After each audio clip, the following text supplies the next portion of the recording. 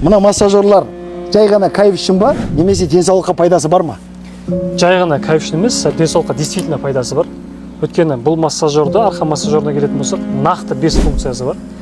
Бірінші функциясы желкедегі тұзды кетіріп, адамның басына кислородпен қан жеткізу арқылы адамның басындағы көптеген проблеманы шешіп береді, бас ауру проблемасын. Мына сегізроликтің функциясы арқаға массаж жасау арқылы арқа бұлшықетінің жұмысын күшейтіп, грыжа, сколиоз сияқты ауруларды емдеп, соны алдын алады. Ал мына вибрационный массаждың ерекшелігі құйымшаққа массаж жасау арқылы простатит, цистит сияқты аурулардың алдын алады. Бұл массажер трансформер болып саналады. Балтырға балтырсыз массаж жасауға болады.